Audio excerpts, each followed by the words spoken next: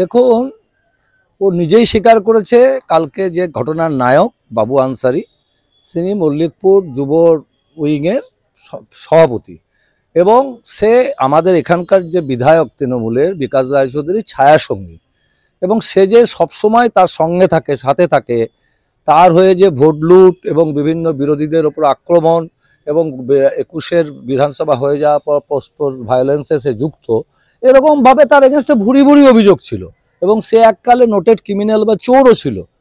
তো সেই তার অভিযোগ থানায় লিপিবদ্ধ আছে এবং তারা যারা বলছে, আপনি দেখুন, আমি আপনাদেরকে ছবি দেখাচ্ছি যে এমএলএর সঙ্গে তার কত ঘনিষ্ঠ বা অন্যান্য নেতা যারা ব্লক সভাপতি, যার হয়ে গতকাল রাতেও থানায় তদারকি করতে গেছিল 1 নম্বর ব্লকের যে তৃণমূলের প্রেসিডেন্ট রূপু লালা বা প্রশান্ত প্রসাদ লালা, তিনি যে গেছিলেন, তারা কত মানে তার ছবি কিন্তু আমার কাছে রয়েছে। দেখুন তাদের কিভাবে কি ঐকান্তিক সম্পর্ক, যে একসঙ্গে গাড়িতে ঘুরছে, একসঙ্গে মালা দিচ্ছে, স্টেজে গিয়ে একসঙ্গে আপনার পুরস্কার বিতরণ করছে।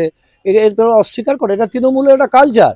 যখন কোনো কর্মী ফেঁসে যায় বা কোনো নেতা যখন ফেঁসে যায়, তখন তারা দূরে ঠেলে সরিয়ে দেয় আর বলে যে আমরা চিনি না বা চিনতে পারছি না। পার্থ চট্টোপাধ্যায়ের ক্ষেত্রে একই দেখেছে, যখন ফেঁসে গেল তখন বলছে না আমি জানতাম না, মুখ্যমন্ত্রী কিছুই জানেন না, নেতারাও কিছু জানে না, এবং তখন বলবে পুলিশের অনুযায়ী কাজ করবে, অমুক ঢাক, বিভিন্ন বাহানা দিয়ে তারা বাঁচতে চায়। কিন্তু পাবলিক, আপামর জনগণ কিন্তু জানে যে এরা সবাই তৃণমূল আশ্রিত এবং তৃণমূল দ্বারা এরা তৃণমূলের বলে বলিয়ান, তাই এই দুষ্কৃতিমূলক কাজকর্ম করতে এরা সাহস পায়।